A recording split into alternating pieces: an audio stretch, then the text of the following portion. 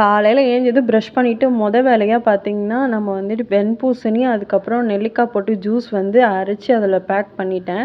ஃப்ரிட்ஜுக்குள்ளே அதை ஸ்டோர் பண்ணியாச்சு. மதியத்துக்கு வந்து பார்த்திங்கன்னா கீரை குழம்பு தான் இன்றைக்கி நம்ம வைக்க போகிறோம். காலையில் வந்து பிரேக்ஃபாஸ்ட் வந்து சுண்டல் சாப்பிட்டுட்டேன். மதியானம் வந்து பார்த்திங்கன்னா லஞ்சுக்கு வந்துட்டு முருங்கைக்கீரை கீழே போய் பிச்சுட்டு வந்தேன்.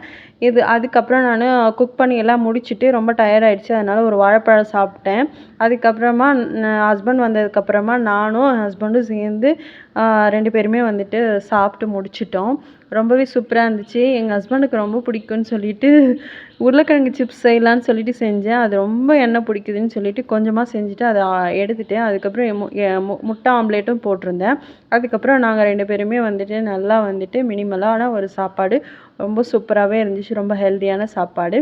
நான் இன்றைக்கி வந்துட்டு ஃபுல்லாக ஆம்லேட்லேயும் சரி குழம்புலையும் சரி சின்ன வெங்காயம் தான் போட்டு சமைக்கணும்னு சொல்லிட்டு ஒரு 20-25 வெங்காயம் நல்லா உரிச்சிட்டு ரிலாக்ஸாக அதுக்கப்புறம் தான் நான் இன்றைக்கி சமைக்கவே போனேன். இது எல்லாமே ஃப்ரிட்ஜ்லேயும் ஸ்டோர் பண்ணிட்டேன். எனக்கு இதை பார்க்கவே ரொம்ப க்யூட்டாக அழகாக ஆசையாக இருந்துச்சு. ஏன்னா நான் இப்போ தான் மீஷோவில் ஆர்டர் பண்ணி வாங்கியிருந்தேன். அதுக்கான வீடியோஸும் நான் கீழே போடுறேன்.